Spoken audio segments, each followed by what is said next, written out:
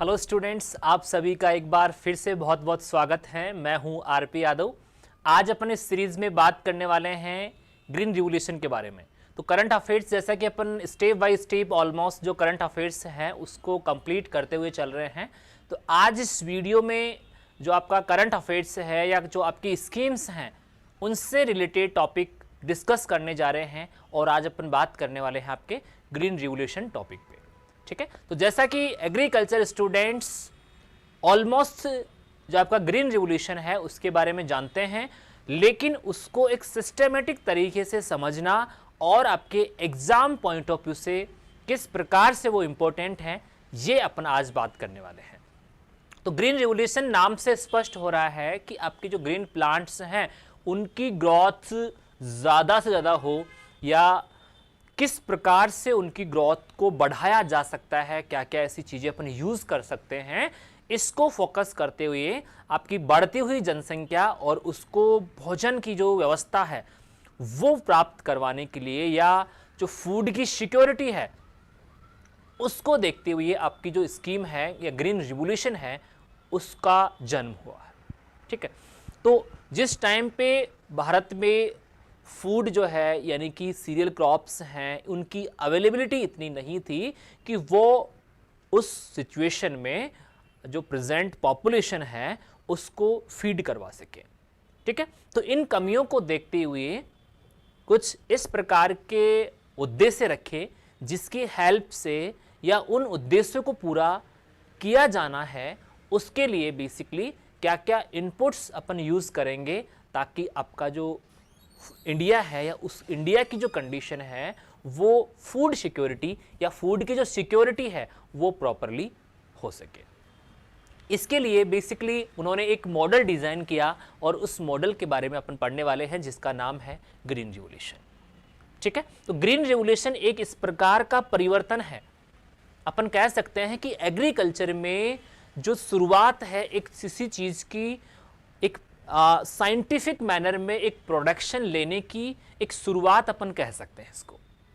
ठीक है, इससे पहले जो साइंटिफिक मैनर है या कोई पर्टिकुलर किसी चीज़ को फोकस करके अपन इस प्रकार के कार्य नहीं कर पा रहे थे।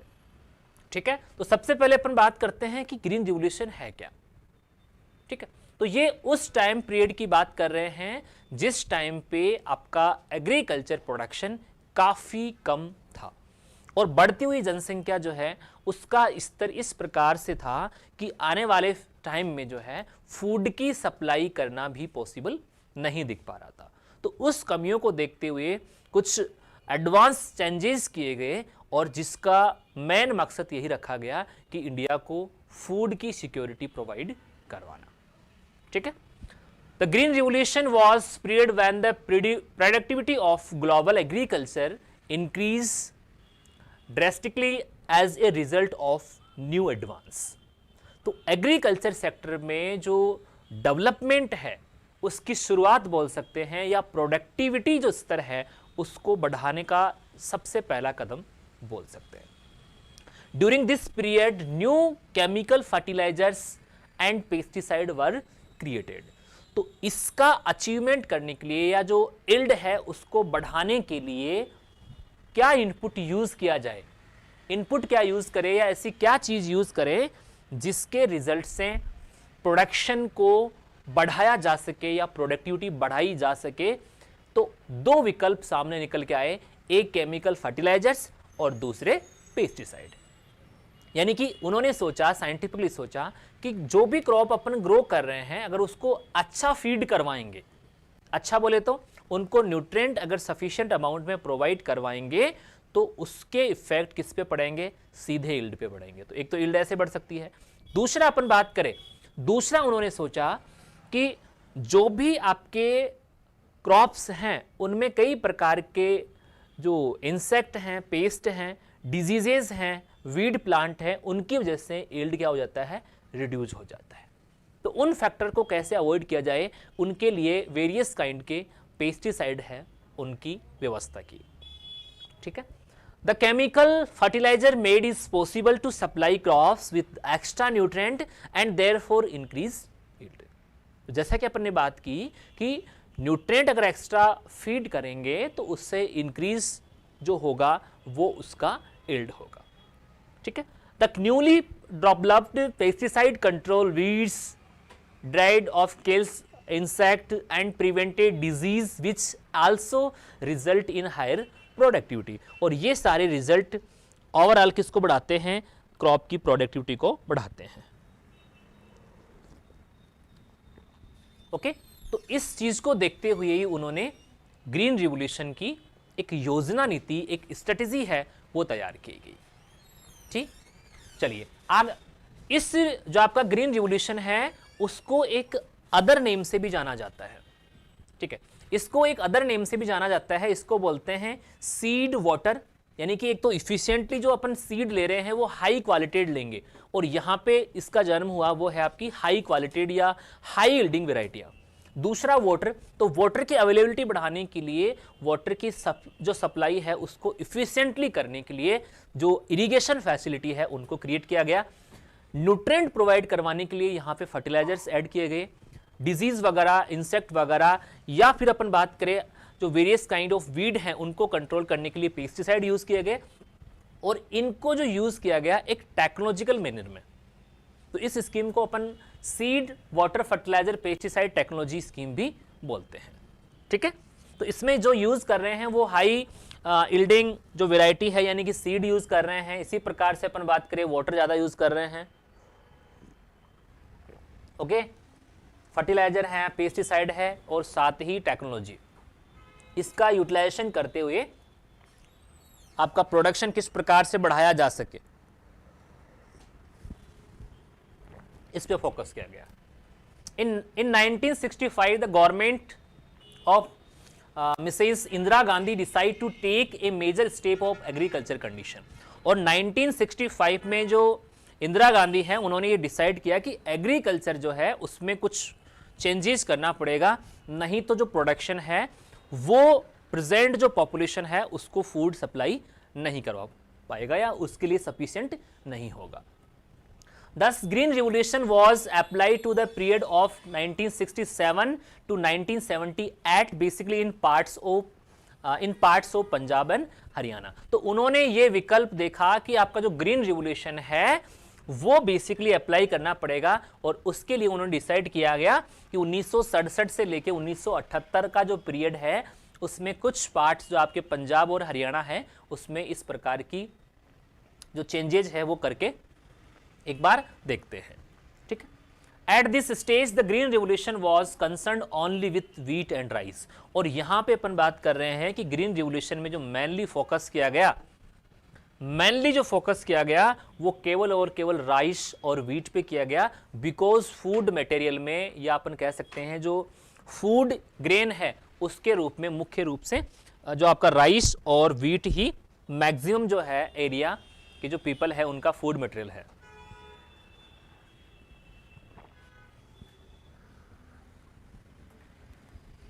ठीक है, doctor M S Swaminathan from India led to green revolution as the project. और इसके लिए बेसिकली आपके जो एम एस स्वामीनाथन है वो आपके इंडिया की तरफ से जो प्रोजेक्ट हैं उसको कोऑर्डिनेट करने वाले या उसको चलाने वाले मुख्य पर्सन के रूप में यहाँ पे नॉमिनेट किए गए। ठीक है, history of development of green revolution. जबकि अपन बात करें कि जो इसका डेवलपमेंट है, जो ग्रीन रिवोल्यूशन है उसका जो डेवलपमेंट है वो किस प्रकार से हुआ है। The beginning of the green revolution is often attributed to Norman Borlaug. तो अगर अपन बात करें कि इसकी जो शुरुआत है या इसका जो जन्म है वो आपके नॉर्मन बोरलॉग है उनके द्वारा किया गया है। और नॉर्मन और बोरलॉग जो है वो क्या है, आपके अमेरिका के साइंटिस्ट हैं। ठीक है, American scientist interested in agriculture. Doctor Norman E Borlaug receive the congressional gold medal in 2017। ठीक है, तो उनको जो है 2007 में गोल्ड मेडल भी मिला है इसके लिए। ठीक है, तो एग्रीकल्चर में इसे विशेष रूप से वर्क करने के लिए जो आपका एनी बोरलॉग है उनको एक प्राइज मिला है, और वो कौन सा आपका गोल्ड मेडल साथ में दिया गया है, इसका भी विशेष रूप से ध्यान रखेंगे। इस प्रकार के क्वेश्चन भी आपके कॉम्पिटिटिव एग्ज़ाम्स, जिसमें अपन बात करें बैंकिंग के एग्ज़ाम्स हैं या जो जारफ वगैरह है, प्री पीजी के एग्ज़ाम है, उसमें पूछे जाते हैं। क्लियर? चलिए आगे बात करते हैं। Borlaug in 1970 Nobel laureate was honored to his work in the Green Revolution, saving millions of lives from famine in India, Mexico and Middle East। और ग्रीन आपका जो ग्रीन रिवोल्यूशन है उसको लाने का जो श्रेय दिया जाता है या जो मुख्य योगदान के रूप में अपन बात करें तो वो आपके एनी बोरलॉग जो है उनको दिया जाता है। और उन्होंने काफ़ी जिंदगियों को या काफ़ी जो जिसमें अपने इंडिया की बात करें, मैक्सिको है या मिडिल ईस्ट पार्ट है, उनको राहत महसूस करवाई है।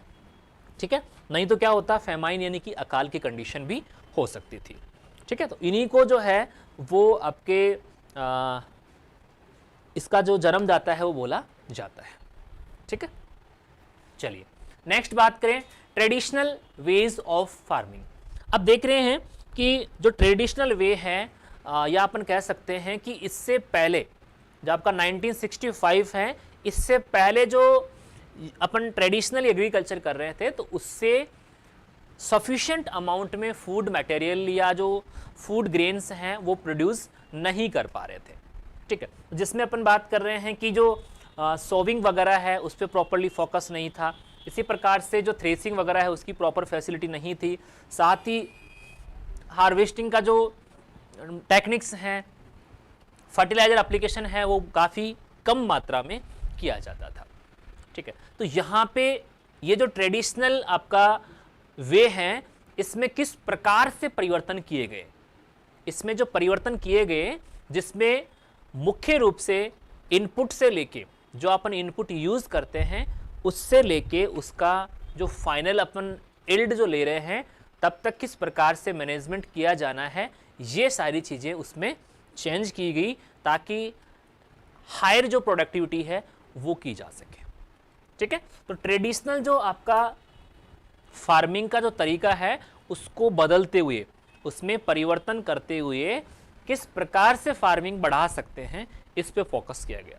ओके, चलिए नेक्स्ट बात करते हैं methods use of green revolution. अब देखिए यहाँ पे अपन मेथड्स को थोड़ा डिटेल में देखेंगे बिकॉज जो मेन इसका बैकबोन अपन बोल सकते हैं या जो मेन इसके पावर है वो इन्हीं से हैं। तो यहाँ पे सबसे पहले जो फोकस किया गया, देखिएगा सबसे पहले जो फोकस किया गया वो multiple cropping system. Multiple cropping system का मतलब होता है कि पर्टिकुलर जो ईयर है उसमें नंबर ऑफ क्रॉप प्लांट बढ़ाना। देखिए यहाँ पे अपन बात कर रहे हैं कि 3 सीजन बेसिकली फार्मर के पास में होते हैं। 3 सीजन उसके पास में होते हैं, खरीफ, रबी और जायद। तो यहाँ पे उसको इसके योग्य बनाना कि वो खरीफ, रबी और जायद है, इन तीनों में क्या कर सके, क्रॉपिंग कर सके। ठीक है, because most of the area ऐसे हैं जहाँ पे प्रॉपरली इरिगेशन की फैसिलिटी नहीं होती है। ठीक है, और वहाँ के जो फार्मर्स हैं वो डिपेंडेंट है वो केवल मानसून पे है। तो उस सिचुएशन में वो मोनोक्रॉपिंग कर पाते हैं, यानी कि पर्टिकुलर एक ही सीजन में वो क्रॉपिंग ले पाते हैं, बाकी के जो सीजन है उसमें क्रॉप नहीं ले पाते हैं। तो इसके अंतर्गत उसको इरिगेशन चैनल से जोड़ना उसके खेत को, ताकि उसका इरिगेशन फैसिलिटी अगर अच्छा होगा तो वो कोशिश करेगा कि साल में ज़्यादा से ज़्यादा क्रॉप ले सके।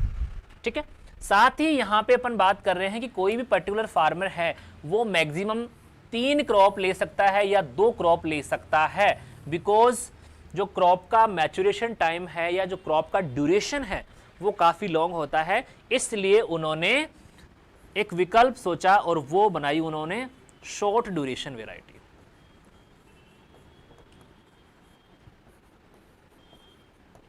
शॉर्ट ड्यूरेशन वेराइटी बनाई, यानी कि जो क्रॉप यहाँ पे आप ग्रो कर रहे हैं वो जल्दी से हार्वेस्ट की जाए, इसके लिए उसका मैच्योर होना जरूरी है। तो इसके लिए उन्होंने शॉर्ट वेराइटियाँ बनाई।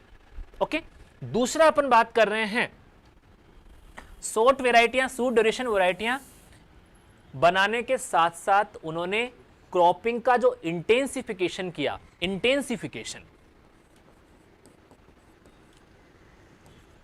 इंटेंसिफिकेशन का मतलब होता है कि नंबर ऑफ प्लांट्स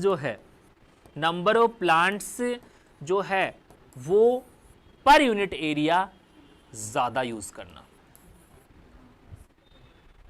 ठीक है, यानी कि पर यूनिट एरिया है उसमें मैक्सिमम जो प्लांट है वो किस प्रकार से डेवलप किए जा सकते हैं या मैक्सिमम प्लांट किस प्रकार से प्रेजेंट हो सकते हैं, इसके लिए उन्होंने ड्वार्फ वैरायटियां ली।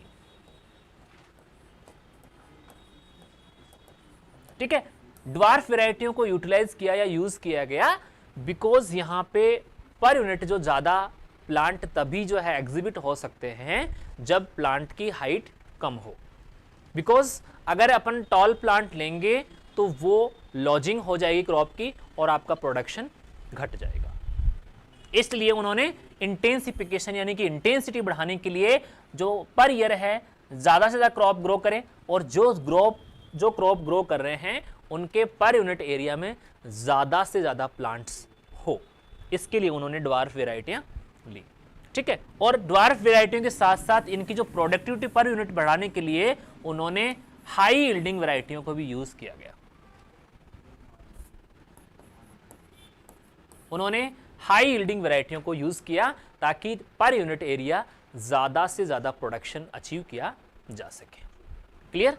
चलिए, दूसरा है सीड विथ सुपीरियर जेनेटिक्स, और इसके साथ ही उन्होंने फोकस किया कि जो पेरेंट मटेरियल या जो सीड अपन यूज कर रहे हैं तो उसकी क्वालिटी क्या है।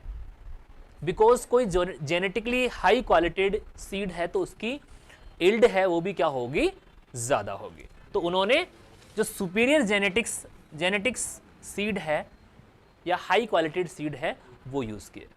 ओके, दूसरा प्रॉपर इरिगेशन सिस्टम, और जैसा कि अपन बात कर रहे हैं कि मोनोक्रॉपिंग या डबल क्रॉपिंग ही हो पा रहा है due to lack of irrigation facility, so in this scheme also create the proper irrigation system to supply all farmers irrigation water. Okay, तो यहाँ पे इरिगेशन पे फोकस करने के लिए सभी फार्मर्स को जल पानी प्लांट के लिए या जो क्रॉप के लिए चाहिए है उसकी अवेलेबिलिटी करवाने के लिए इरिगेशन के सिस्टम को वेल किया। ओके, नेक्स्ट है हाई यील्डिंग वैरायटी सीड, जो ये बताया मैंने। साथ ही अपन जो मेन चीज मानते हैं वो यही है, वो है आपका पेस्टिसाइड और फर्टिलाइजर्स।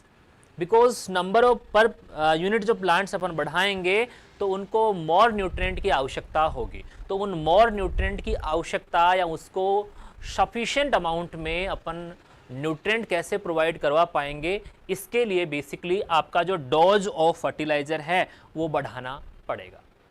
तो यहाँ पे फर्टिलाइजर डोज है बढ़ा रहे हैं ताकि पर यूनिट एरिया में ज़्यादा से ज़्यादा फर्टिलाइजर अपने यूज़ करेंगे और उनसे रिलीज होने वाले जो न्यूट्रिएंट है उसको प्लांट इजीली अपटेक कर सकेंगे। क्लियर? ठीक है, नेक्स्ट है आपका मॉडर्न मशीन्स। इसके साथ ही जो कई प्रकार की मशीनरी यूज़ होती है, कई प्रकार की जो मशीनरी यूज़ होती है जिसमें अपन बात करें तो हार्वेस्टिंग का है, सोविंग का है, ओके, या पेस्ट मैनेजमेंट, इस प्रकार की जो मशीनरी जो टूल्स होते हैं वीड मैनेजमेंट का, उनको ज़्यादा से ज़्यादा यूटिलाइज करना ताकि जो भी वर्क कर रहे हैं वो इफिशिएंटली हो सके।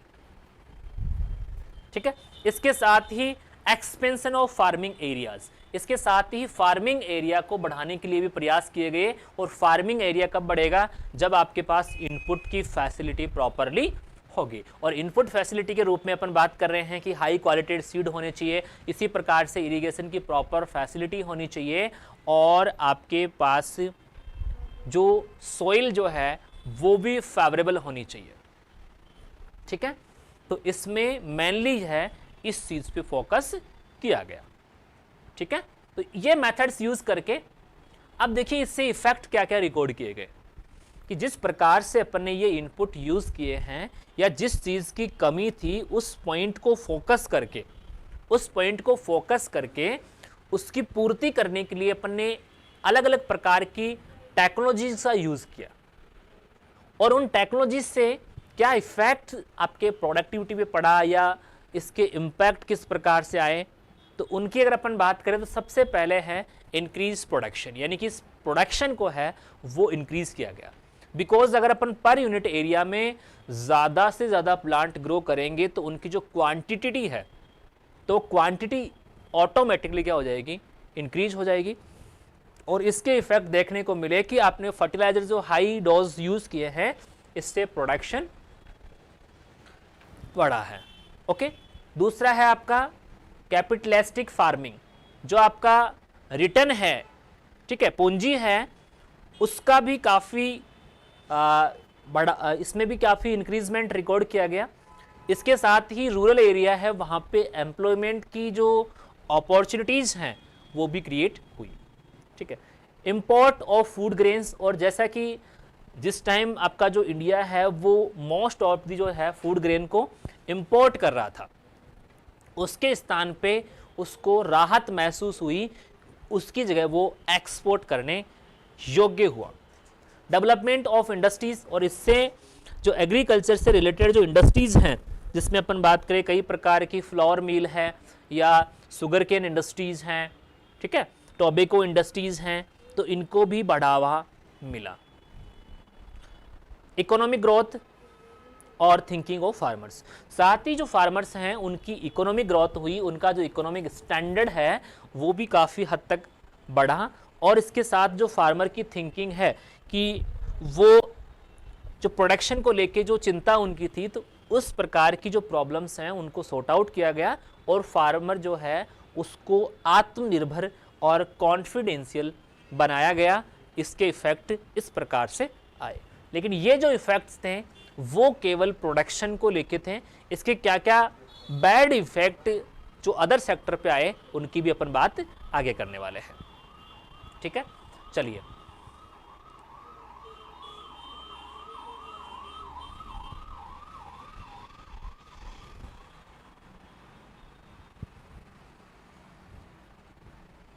Important aspect of green revolution. अब देखिए जो आपका ग्रीन रिवोल्यूशन था, इसके क्या क्या इंपॉर्टेंट एस्पेक्ट जो है वो रहे हैं। In addition to producing larger quantity of food, the green revolution was also beneficial because it made to possible to grow more crops on रफली the same amount of land with a similar amount of efforts. तो ये आपका एक इस प्रकार की technique थी कि उसमें उसी यूनिट एरिया से, इसमें आपको लैंड को एक्सटेंड नहीं करना पड़ा, उसी एरिया से या जो फार्मर के पास जितनी लैंड की अवेलेबिलिटी थी उसी एरिया से और उतनी ही मेहनत से जो प्रोडक्शन किया गया वो आपके नॉर्मल से काफ़ी ज़्यादा था, ठीक है। यानी कि इसमें आपको जो एफर्ट्स हैं, जो कार्य करना पड़ता है, या जो आपको लेबर जो है वो चार्ज हैं, उसको अगर अपन देखें तो इसमें एक सिमिलर जो अमाउंट है उसी कंडीशन में जो क्रॉप्स का जो कल्टीवेशन किया गया तो उससे जो रिटर्न्स मिले वो काफ़ी ज़्यादा थे, ठीक है। The reduce production cost and also resulted in cheaper price of food in the market, और इससे यहाँ पे जो प्रोडक्शन है उसकी कॉस्ट को भी रिड्यूस किया गया, ठीक है। जहाँ आप 2 बार क्रॉप ग्रो करते हैं वो एक ही जगह आपको ग्रो करने को मिल रहा है, और इसमें जो न्यूट्रिएंट्स हैं वो भी आपको एक ही सिंगल एक्शन में अप्लाई करने पड़ रहे हैं, तो इससे ये देखा गया कि इसका जो कॉस्ट है वो रिड्यूस हुआ है, ठीक है। और इसके कॉस्ट का जो रिडक्शन हुआ है उसके कंपैरिजन में आपका जो प्रॉफिट था या जो प्रोडक्शन था वो काफ़ी ज़्यादा था, ठीक है। और इससे क्या हुआ कि जो प्रोडक्शन सफिशिएंट क्वांटिटी में हुआ तो इससे मार्केट में जो आपका प्रोडक्ट है वो कम पैसे पे मिलने लगा, यानी जो कंज्यूमर है उनके लिए उसकी अवेलेबिलिटी है वो क्या हो गई, ज़्यादा हो गई, okay. The ability to grow more food on the same amount of land was also beneficial to environment because it meant that less forest or natural land needed to the converts to the farmland to produce more food। और इसके साथ ही जो जितनी available जो land थी जितनी available land थी जिसमें कृषि कार्य किया गया था, उसी लैंड में प्रोडक्शन का लेवल बढ़ाया गया। इससे फार्मर को एक्स्ट्रा जो लैंड है उसकी रिक्वायरमेंट, जो बेसिकली मोस्ट ऑफ द जो लैंड है आपके फार्म, जो फॉरेस्ट्री है, ठीक है, या नेचुरल लैंड है, उसकी आवश्यकता महसूस नहीं हुई। कहने का मतलब कि जितने इनपुट यहाँ पे यूज़ कर रहे हैं उन्हीं इनपुट्स के यूज़ लेते हुए जो प्रोडक्शन है उसके लेवल को बढ़ाया गया। इससे आपका नेचुरल जो लैंड है या जो फॉरेस्ट का लैंड है उसको डिस्टर्ब उसको नहीं किया गया। तो इसके लिए ये क्या रहा कि एनवायरमेंटल के लिए भी क्या रहा, बेनिफिशियल रहा। बिकॉज अगर अपन ज़्यादा फूड प्रोड्यूस करने के लिए ज़्यादा एरिया पे अपन सोविंग करेंगे तो उसके लिए आपको ज़्यादा लैंड की आवश्यकता होगी, और उस कंडीशन में अपन जो फॉरेस्ट का लैंड है या जो नेचुरल लैंड है उसमें कल्टीवेशन करना स्टार्ट करेंगे। तो इसमें इस प्रकार के कार्य नहीं किए गए, जितना अवेलेबल जो यूनिट एरिया था उसी में प्रोडक्शन लिया गया। ओके, चलिए नेक्स्ट बात करते हैं एडवांटेज ऑफ ग्रीन रिवोल्यूशन। अब देखिए, ग्रीन रिवोल्यूशन जो मेन मकसद इसका था कि फूड सप्लाई को प्रॉपरली करना। तो इसके लिए सबसे पहले अपन बात करें यील्ड इंक्रीज 3 टाइम्स। तो जो सोविंग या जो यील्ड अपन एक क्रॉप ग्रो करने से जो एवरेज क्रॉप का यील्ड हो रहा था, इस प्रकार की जो टेक्नोलॉजीज़ हैं या इस प्रकार की जो मल्टीपल क्रॉपिंग है, इरिगेशन की प्रॉपर फैसिलिटी प्रोवाइड करना, high dose of nutrient use करना, हाई यील्डिंग वैरायटी यूज़ करना, नंबर ऑफ पर जो यूनिट प्लांट है उसको बढ़ाना, तो इससे 3 गुना जो यील्ड है वो ऑब्टेन की गई। यानी कि फार्मर जो 3 बार क्रॉप जब ग्रो करेगा तो उसका जो यील्ड मिल रहा था वो उसको सिंगल टाइम में मिलने लगा। मल्टीपल क्रॉपिंग से क्या फ़ायदा हुआ कि जो अमाउंट है या क्रॉप का जो रिटर्न है वो काफ़ी ज़्यादा मात्रा में मिलने लगा, और इससे मल्टीपल क्रॉप ग्रो करने के उद्देश्य से जो कुछ टेक्निक है मल्टीपल क्रॉपिंग की, जिसमें अपन इंटर क्रॉपिंग की बात करें, मिक्स क्रॉपिंग की बात करें, तो एक ही जगह पे एक से ज़्यादा क्रॉप आप एक ही साथ ग्रो कर सकते हैं। यानी कि टाइम और स्पेस दोनों की क्या हुई, बचत हुई। ठीक है, तो जो इंटर क्रॉपिंग है उसका भी यूज़ किया गया, नंबर ऑफ जो प्लांट्स हैं वो भी बढ़ाए गए, पर ईयर जो क्रॉप के नंबर्स अपन यूज़ ले रहे थे उनको भी बढ़ावा मिला। ठीक है, other crops grown which varied the diet, और इसके साथ जो क्रॉप्स हैं उन क्रॉप्स को भी ग्रो किया गया जो विशेष रूप से डाइट के लिए आवश्यक समझी गई।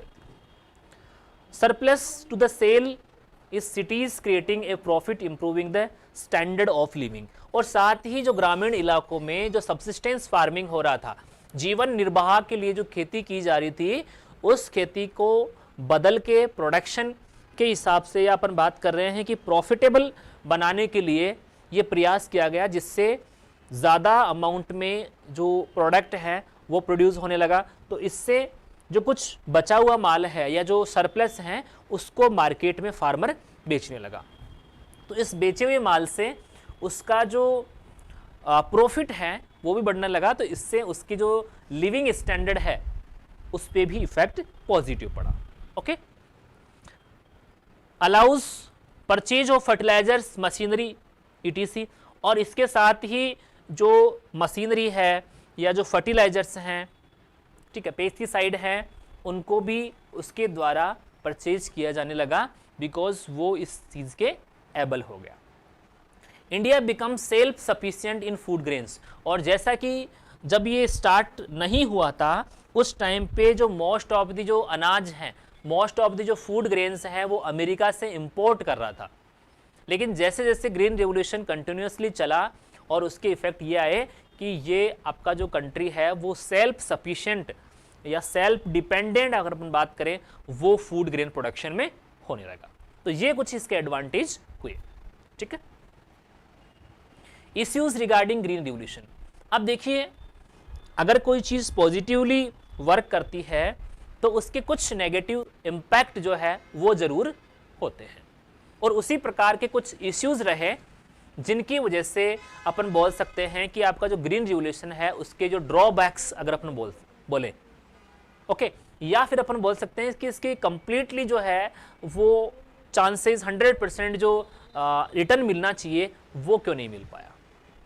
ओके, देखिए pollution and erosion of the soil, इससे क्या हुआ कि अनकंट्रोल जो आप फर्टिलाइजर्स वगैरह यूज कर रहे हैं या पेस्टिसाइड यूज कर रहे हैं, तो इससे कई प्रकार के जो एयर पोल्यूशन है, वाटर पोल्यूशन है, सोइल पोल्यूशन है, इस प्रकार के पोल्यूशन का लेवल धीरे धीरे बढ़ने लगा।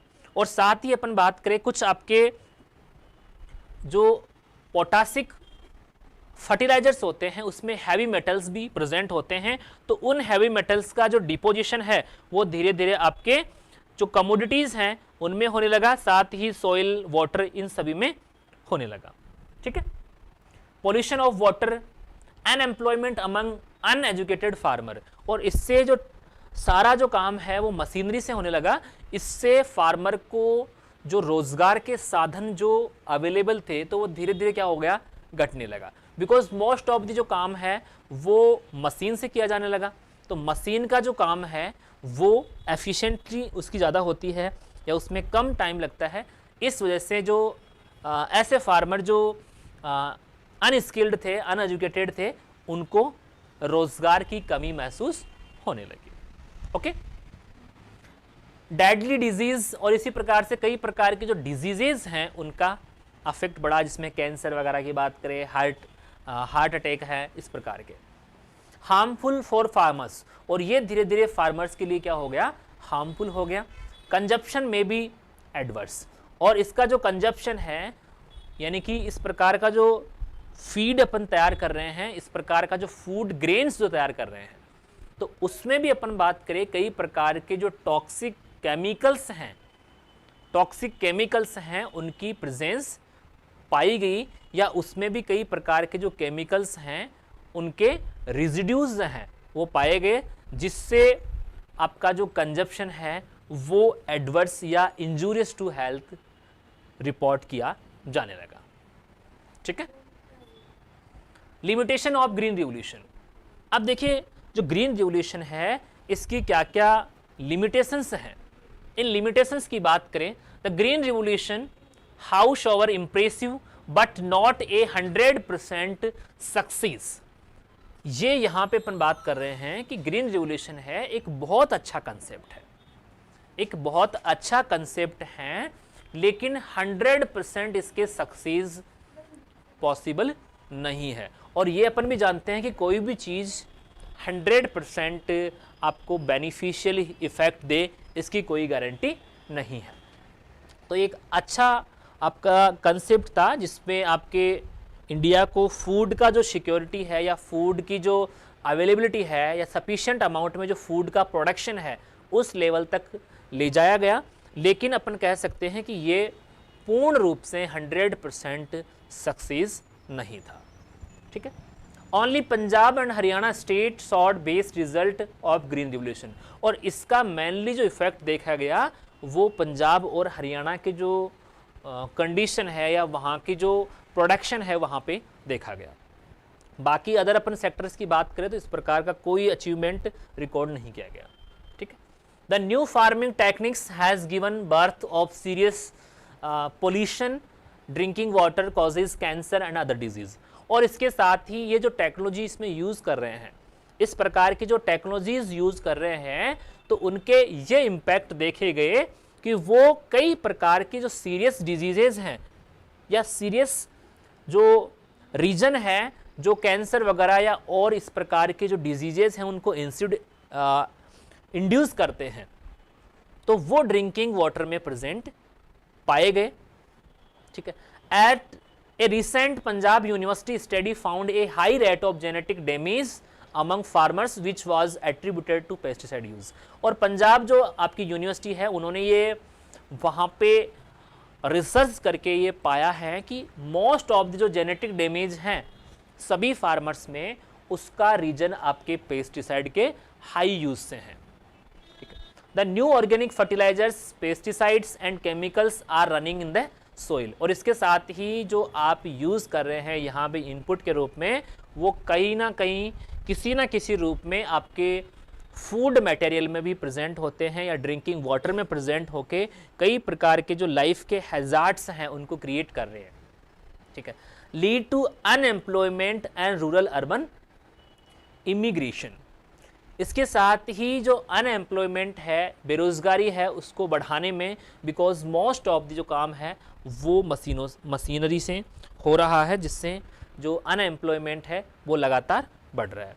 और इसके साथ ही धीरे धीरे जो लोग हैं उनका जो रुझान है वो आपके रूरल एरिया से अर्बन एरिया की तरफ हो रहा है।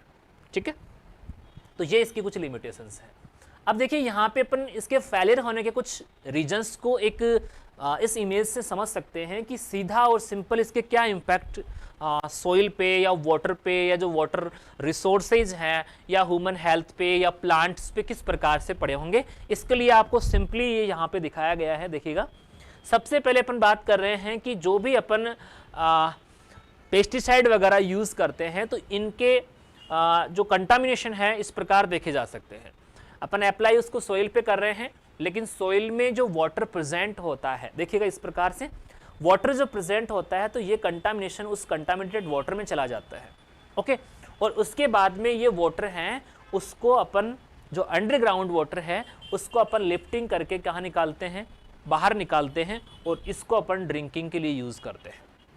ठीक है, तो यहाँ आप देख पा रहे हैं कि जो ग्राउंड वाटर है उसको कंटामिनेटेड जो वाटर है उसके द्वारा कंटामिनेट किया गया है, और उस वाटर को अपन पंपिंग के द्वारा बाहर निकाल रहे हैं, और इसको अपन प्लांट्स के लिए भी अप्लाई करते हैं और ड्रिंकिंग के लिए भी यूज़ करते हैं। इसी प्रकार से मोस्ट ऑफ द जो वाटर है या मोस्ट ऑफ द जो यहाँ पे न्यूट्रिएंट्स अपन अप्लाई करने के लिए जो फर्टिलाइजर पेस्टिसाइड डालते हैं तो वो रन ऑफ होके जो कई प्रकार की जो वाटर बॉडीज़ हैं उनको कंटामिनेट करने का भी कार्य करते हैं। तो एक सिंपल लैंग्वेज में देखें तो आपका जो ग्रीन रिवोल्यूशन कंसेप्ट है वो काफ़ी प्रॉफिटेबल है, लेकिन अगर अपन बात करें आपके एनवायरमेंटली तो एनवायरमेंटली ये बेनिफिशियल नहीं है, बिकॉज ये एनवायरमेंटल पोल्यूशन को कम बढ़ा रहा है, या जो नेचुरल रिसोर्सेज है जिसमें आपका एयर है, वाटर है, ठीक है, सोइल है, इनको कंटामिनेट करने का काम कर रहा है। ठीक है, हालांकि इसके इल्ड जो है, इसके यूज से इल्ड जो है ज़्यादा रिकॉर्ड की गई है, लेकिन ये इकोनॉमिकली हो सकता है, एनवायरमेंटली सेफ नहीं है। ओके, चलिए नेक्स्ट बात करते हैं conclusion. Green revolution has done a lot of positive things, saving of lives of millions people and exponentially increasing the yield of food crops. तो इससे ये देखा गया है कि आपका ये पॉजिटिव थिंग है, और उससे जो पॉपुलेशन है, मिलियन पीपल्स हैं, उनके लिए फूड मटेरियल जो है उसकी सुविधा उपलब्ध करवाई गई है। ठीक है, but environmental degradation mac to green revolution and overall insufficient. लेकिन यहाँ पे अपन बात कर रहे हैं कि एनवायरमेंटली जो पोल्यूशन है वो भी इससे क्रिएट हो रहा है, तो ये एक बैड इम्पैक्ट इसको देखा जा सकता है। Short term solution of population problem of food security, और जो ग्रीन रेवोल्यूशन है हालांकि वो सॉल्यूशन है आपके फूड सप्लाई का, लेकिन वो परमानेंट सॉल्यूशन नहीं है, बिकॉज अपन लगातार इसमें जो टेक्नोलॉजी यूज़ हो रही है उसको यूज़ करेंगे तो आपकी फूड की जो सिक्योरिटी है वो कंटिन्यूसली नहीं हो सकती, शॉर्ट टर्म के लिए हो सकती है। ठीक है, so more sustainable and environmental friendly system of cultivation need to be practiced। और इसके स्थान पे आपको एक ऐसे सिस्टम की आवश्यकता है, एक ऐसे सिस्टम की आवश्यकता है, ठीक है, एक ऐसे सिस्टम की आवश्यकता है जिससे क्या हो कि आपका जो यील्ड है वो सस्टेन हो सके, या जो इसके इम्पैक्ट है वो एनवायरमेंट पे कम पड़े, या वो कैसा हो, इन्वायरमेंटल फ्रेंडली हो, इको फ्रेंडली हो।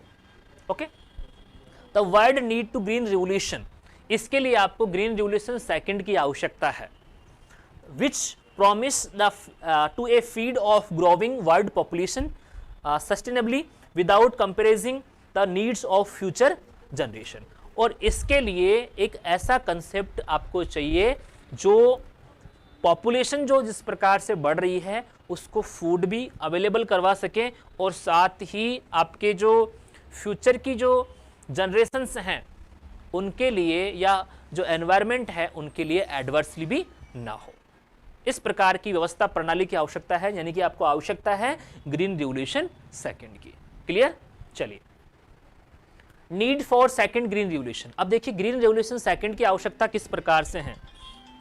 ग्रीन रिवोल्यूशन सेकंड की आवश्यकता किस प्रकार से है कि ग्रीन रिवोल्यूशन के जो बैड इश्यूज हैं उन पे प्रॉपरली फोकस किया जाए और उनमें सुधार अगर किया जाए तो हो सकता है कि आपका जो प्रोडक्शन है उसको बढ़ाया जा सके। India has tremendous export potential of agriculture present era of globalization. In second green revolution, emphasis should be laid on non-food grains, improving global market opportunities, improving rural infrastructure, improving rural roads and electrification. तो ये अगर changes किए जाएं कि इसमें आपके जो food grains हैं नॉन फूड ग्रेन्स भी प्रोड्यूस किए जाए, बिकॉज मोस्ट ऑफ द जो एडिबल ऑयल है वो इंडिया इंपोर्ट करता है, ठीक है। जबकि आप सब अच्छे से जानते हैं कि मोस्ट ऑफ दी जो आपकी मस्टर्ड है, आपके जो ग्राउंडनट हैं वो इंडिया में प्रोड्यूस होता है, उसके बावजूद भी जो एडिबल ऑयल है आपका वो इंडिया बाहर से इंपोर्ट करता है। तो इसके साथ साथ आपको फोकस करना है, ठीक है। साथ ही जो रूरल इंफ्रास्ट्रक्चर है, रोड्स लाइंस हैं, इलेक्ट्रिफिकेशन है, इसकी व्यवस्था होनी चाहिए, ठीक है। तो इस वीडियो में अपन ने कंप्लीटली आपका जो ग्रीन रिवोल्यूशन है उसके बारे में कंप्लीटली स्टडी किया है और आई होप आपको अच्छे से समझ में आया होगा किस प्रकार के इसके जो फ्यूचर थ्रेट्स हो सकते हैं या क्या क्या इसकी कमियां अपन ने देखी है, क्या क्या इसके प्रॉफिट हैं वो अपन ने देखे हैं। तो आई होप आपको अच्छे से समझ में आया होगा। फिर भी अगर किसी प्रकार का आपको डाउट हो या आपको लगता हो कि ये पॉइंट समझ में नहीं आया है तो वो आप कमेंट में बता सकते हैं। आज के लिए इतना ही, बहुत बहुत धन्यवाद।